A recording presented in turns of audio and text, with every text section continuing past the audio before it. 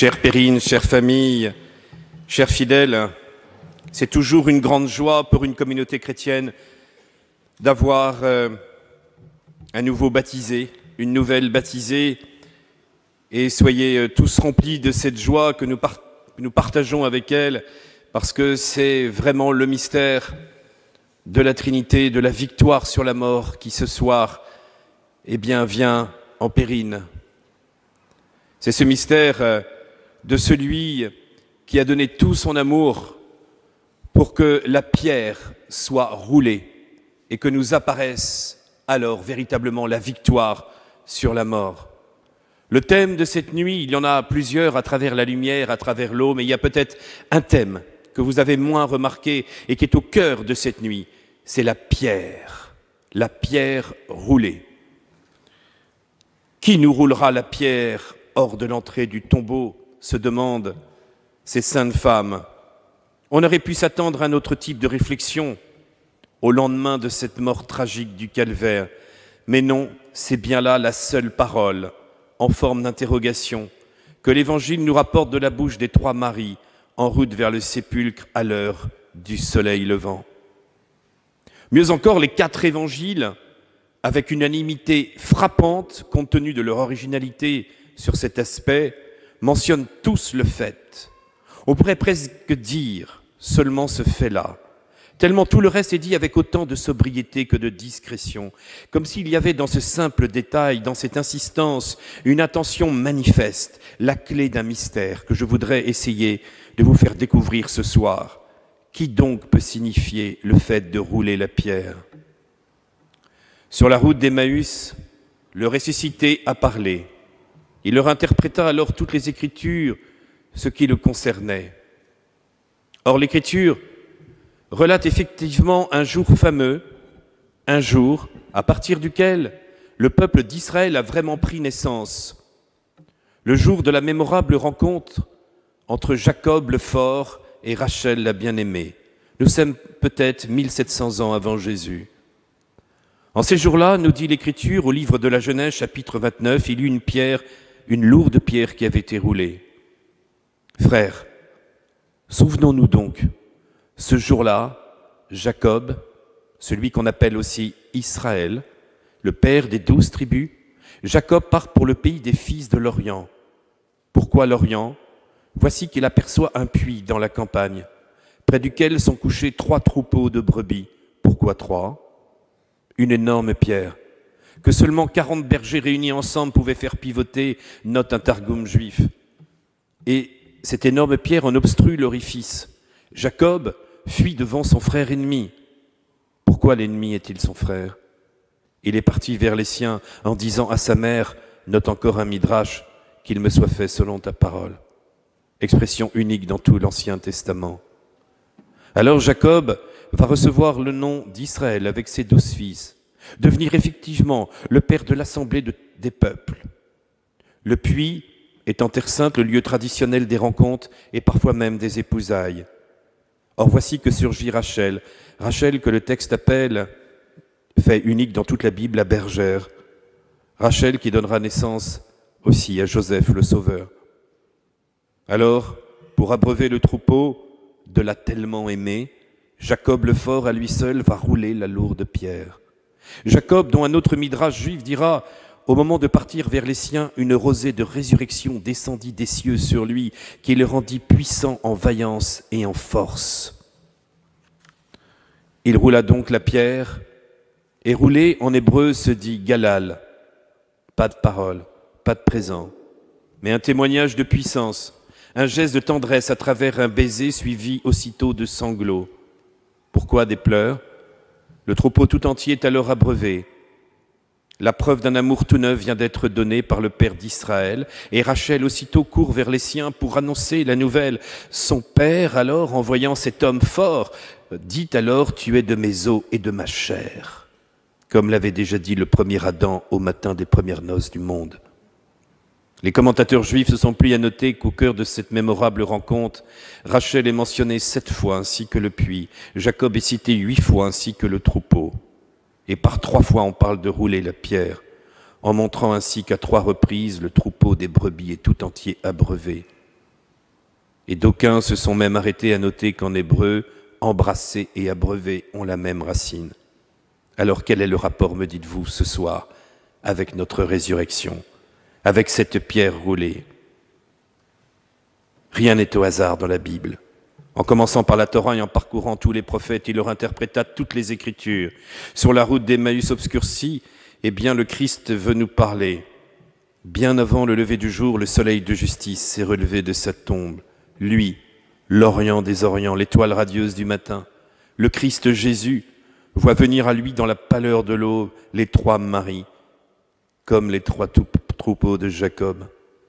Elle marche vers la tombe et pleurer comme le feraient ces troupeaux assoiffés en quête d'eau vive et de réconfort. Qui nous roulera la pierre hors de l'entrée du tombeau? Et voilà qu'à leur grande surprise, la pierre qui embouchait l'entrée, la lourde pierre, dont sa marque nous dit qu'elle était fort grande, a donc bien été roulée. Quel est ce nouvel homme fort qui a ainsi libéré la prison de la mort, sinon l'envoyé du Tout-Puissant, le Christ, le Fils du Dieu vivant? Celui dont l'ange avait dit à la Vierge Immaculée, il régnera sur la maison de Jacob à jamais, et son règne n'aura pas de fin. Cette fille d'Israël avait alors simplement répondu, qu'il me soit fait selon ta parole. Voici que leur apparaît en effet un jeune homme vêtu d'une robe blanche, la tenue des noces, qui est aussi la couleur exprimant la divinité, l'ornement que nous portons ce soir. C'est Jésus le Nazaréen que vous cherchez, le crucifié? Il est ressuscité. Celui qui avait été trahi puis rejeté par les siens, devenu pour lui comme autant de frères ennemis, et avait souffert l'agonie en disant à son Père, non pas ma volonté mais la tienne, revient ce soir. Lui qui avec ses 12 apôtres est en passe de devenir le père d'un peuple nombreux, d'un peuple nouveau, lui qui s'est arrêté un jour à midi auprès de ce fameux puits de Jacob, et c'est sur ce puits qu'il a pu dire véritablement à cette femme pécheresse, si tu savais le don de Dieu, je vais donner une eau avec laquelle vous n'aurez plus jamais soif. Tout est tellement clair alors dans le mystère de l'Écriture. Ce qui s'est passé 1700 ans avant, c'est réalisé avec Jésus. Et cette pierre roulée est bien cette pierre qui va permettre d'abreuver l'humanité entière, de pouvoir épancher cette soif. Et ce soir, en versant l'eau sur le front de Périne, j'ai pu lui donner la présence de la Trinité. C'est vraiment lui, le Sauveur du monde. Oui, aujourd'hui, en cette nuit, le bon berger se révèle dans toute sa lumière aux trois Maries qui représentent déjà les apôtres des apôtres, l'Église du Christ, la vraie bergère. Celle dont il veut faire une épouse resplendissante, sans tache, ni ride, ni rien de tel, mais sainte et immaculée. Il aime tant car elle est son propre corps. Le Christ, le nouvel Adam, fait en ce jour de l'humanité la chair de sa chair, l'os de ses os. Ton Rédempteur est donc bien le puissant Jacob, proclamait le prophète Isaïe. Celui-ci est mon fils bien-aimé, écoutez-le, avait dit le Père. Avec la bien-aimée du cantique, comment ne pas redire dans l'attente d'un baiser qu'on a raison de t'aimer. La rencontre a eu lieu. Le puits de Jacob, Jésus est venu révéler cet amour à l'humanité pécheresse. Une eau avec laquelle vous n'aurez plus jamais soif. Des fleuves d'eau vive vont jaillir de notre sein. Je suis ressuscité et me voici avec toi, chante la liturgie de Pâques. Nous l'avons chanté ainsi. Ne crains pas, c'est moi, le premier, le dernier, le vivant. J'ai été mort et me voici vivant pour les siècles des siècles, détenant pour toujours la clé de la mort et des enfers, nous dit l'Apocalypse. Oui, chers frères, chère Périne, Jésus a pleuré lui aussi à Gethsémani, mais en cette nuit rayonne son allégresse. Les femmes ont pleuré sur le chemin du calvaire. Et ces femmes représentent cette humanité sous le poids de la souffrance et du péché de nos vies. Mais en cette nuit éclate véritablement cette joie. Rachel, ne pleure plus tes enfants. Le Christ est là, qui nous console tous. Les trois troupeaux peuvent être abreuvés et trouver pâture. Paie mes agneaux, paie mes brebis, paie tout le troupeau, disait le Seigneur à Saint Pierre, parce qu'il confie véritablement ce troupeau à son Église, qui est son épouse, au chef de l'Église, à Pierre. Mes trois troupeaux, il nous précède en Galilée, Galale, la pierre est vraiment roulée, le tombeau est vide, là n'est plus la fin de la vie. Pourquoi cherchez-vous parmi les morts celui qui est vivant? Comme Rachel, comme Marie de Magdala avec ses 12 apôtres, l'Église tout entière devient messagère de bonnes nouvelles. Ces femmes ont eu la force de rentrer dans ce tombeau, de voir ce tombeau vide. Il nous faut parfois rentrer dans le tombeau et dans les ombres de la mort pour s'apercevoir que le Christ est ressuscité. Elles ne l'ont pas vu dans le tombeau, elles ont dû descendre, voir que la pierre était roulée. Quel symbole pour notre vie de comprendre que parfois, devant le drame de nos souffrances et devant la réalité de la mort, nous croyons descendre aussi quelque part dans ces enfers. Mais c'est à ce moment-là, en gardant toute notre foi, que nous pouvons croire que le Christ est là. Marie, pourquoi pleures-tu? Va vers mes frères et dis-leur, je monte vers mon Père et votre Père, vers mon Dieu et votre Dieu.